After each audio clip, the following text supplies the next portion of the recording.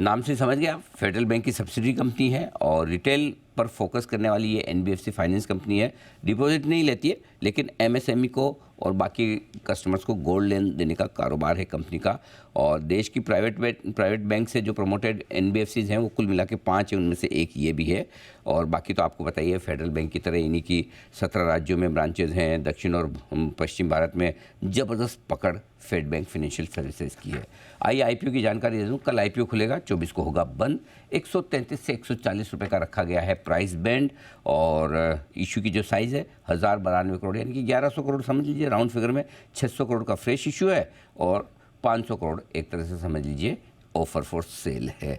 5165 करोड़ का market cap बनेगा ऊपरी प्राइस बैंड पर। मुलाकात किससे करेंगे?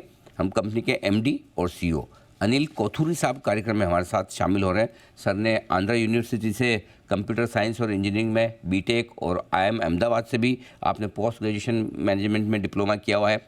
Mortgage, SME financing, auto loan, housing loan, unsecured lending, ये सारे जो बिजनेसेस हैं उसमें कोथुरी साहब का लगभग 30 सालों का लंबा गहरा अनुभव है। एडलवाइज हाउसिंग फाइनेंस और सिटी बैंक जैसे दिग्गज संस्थानों के साथ काम करने का भी सर का बड़ा अनुभव रहा है। कोथुरी साहब, बहुत बहुत स्वागत है आपका। धन्यवाद, आपने हमें समय दिया अपने आईपीओ पर बातचीत करने के लिए। सर, सबसे पहले तो बताएं कि फेड बैंक फाइनेंशियल सर्विसेज आपका बिजनेस मॉडल क्या है और ये बिजनेस मॉडल दूसरे एनबीएफसी से किस तरह से अलग और यूनिक है? हमारा मिशन स्टेटमेंट है to empower emerging India with easy access to loans. Right sir. That means we cater to the small self-employed customer, और छोटे self-employed customer जो है, he is very underserved in our country. It's estimated that only a fifth of the demand actually gets catered to for this kind of customer. Now, we serve this customer and we provide him working capital loans. We do it either against mortgage of property or against a pledge of gold, or sometimes we do it unsecured. That is our business model. Now, the customer that we cater to, that's an emerging and growing segment, and the supply into this segment is far lower than the demand that this segment has at this point in time. तो कितना आपका portion जो है वो secured lending है और कितना unsecured? हमारा 86% सिक्योर्ड लेंडिंग है, 14% अनसिक्योर्ड है। एंड जो अनसिक्योर्ड देते हैं हम वो कैश फ्लो देख के देते हैं, and it is for working capital. Unsecured जो देते हैं 3 साल में रीपे हो जाता है। कोथुरी साहब, सर ये बताएं कि फेडरल बैंक आपका प्रमोटर है, राइट? तो फेडरल बैंक के साथ आपके बिजनेस में क्या सिनर्जीज हैं? और दूसरा, फेडरल बैंक थोड़ी स्टेक भी बेच रहा है शायद, राइट? क्या रीज़न है कि उनके पीछे बेचने के पीछे? मैं दूसरे सवाल का पहले जवाब दूंगा। जी। फेडरल बैंक करीब अपने स्टेक का 2% बेच रहा है, so 98% of its stake it is continue to retain, and post issue Federal Bank will continue to hold 62% of FedFina. That means that we will continue to be a majority subsidiary of FedFina. Now, the business of Fed Bank Financial Services is complementary to that of Federal Bank. Federal Bank का जो target market है, it is the established self-employed or salaried customer.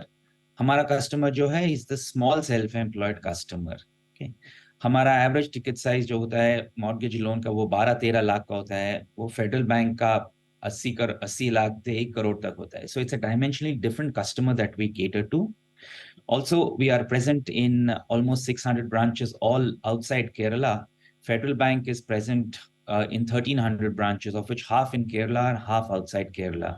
So what FedFina does is to actually complement Federal Bank's operations by targeting a different segment of customers. Okay, perfect.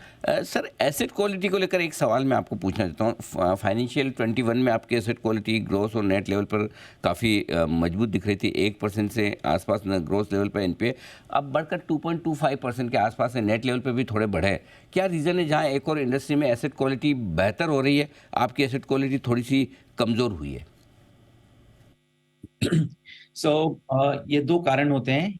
एक तो हमारे छोटे self employed customer होते हैं whose cash flows are not regular like a salaried customer, so इनका cash flow आगे पीछे होता है, तो उस हिसाब से they may not be able to adhere to the entire to the norm of 90 days past due. दूसरा, रिजर्व बैंक ने जो एनपीए का नॉर्म बदला है 21 और 23 के बीच में, उसका नतीजा ये है कि कोई एक बार एनपीए हो तो पूरे इंस्टॉलमेंट भरना पड़ेगा before he becomes called regular. So that is the second thing that has had an impact. And the third factor also is that our gold loan business has been growing, and while customers become NPA in that, they invariably regularize by the 150th day, either through redeeming their gold or sale of their gold. Okay, तो super. ये तीन कारण है जी. हाँ, सो purpose basically वो book entry type है, क्योंकि because of provisions eventually वो आपके एनपीए वैसे कन्वर्ट नहीं होते, बैड लोन्स नहीं है, वो इवेंचुअली रिकवर हो जाते हैं because you have securities. Okay, That's right. We have almost nothing than 720 days past due. So Perfect, they get covered in that time frame. Perfect. अच्छा सर, आपका मैं पढ़ रहा था कि आप डिपॉजिट तो लेते नहीं है, इसका मतलब सारा आपका जो रॉ मटेरियल है यानी पैसा, आप जो फंड्स है वो तो कहीं बैंक से ही बोरो करते होंगे, फेडरल बैंक या दूसरे बैंक से, राइट? तो अब ये बताएं सर, अभी ये जो आरबीआई का पिछले हफ्ते जो नया रूल आया है कि भाई अब रिस्क वेटेज बढ़ाया जा रहा है, क्या उससे कुछ बोरोइंग कॉस्ट आपकी बढ़ेगी? We are trying to establish the impact of the RBI circular on our operations, but here are my preliminary thoughts. हम जो लोन देते हैं स्मॉल सेल्फ एम्प्लॉयड कस्टमर को देते हैं, so which is why almost everything that we do is priority sector lending. Okay? So banks are incentivized to lend to NBFCs for priority sector lending. Okay, so that will be countervailed by the fact that the risk weight on lending to NBFCs has gone up. So I think while there will be an impact, the fact that we lend to PSL, for that reason, I expect the impact to be muted. Okay.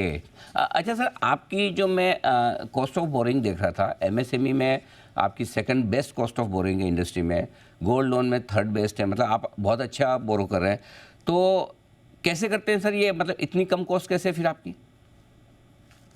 इसका कारण बहुत simple है. We are a majority subsidiary of Federal Bank. So even though our rating is AA now, lots of banks find it attractive and they are comfortable to lend to us because their belief is that a subsidiary of Federal Bank will not default. So I think this is the confidence that causes them to give us a better pricing than even AA plus companies on occasion. मैं check कर रहा था कि net interest margin आपके 8% के आसपास है, 8.25%, वो इंडस्ट्री में थोड़े लोएस्ट है. रिटर्न ऑन एसेट्स आपका 2.3%, वो भी कम है, क्योंकि आप चूंकि डिपॉजिट नहीं लेते हैं इसलिए आप मार्जिन्स और आरओए उतना मेंटेन नहीं कर पा रहे हैं. जी नहीं, इसका कारण ये है कि हमारा कैपिटल जो है, okay, as of March, our capital, tier 1 capital was about 16%. And lots of other companies our size have capital to the extent of 30 or even 50%.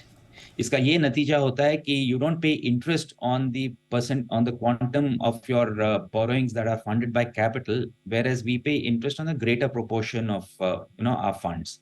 So that is how the arithmetic works. But otherwise, if you look at our spreads are comparable to the best in the industry. Okay, perfect sir.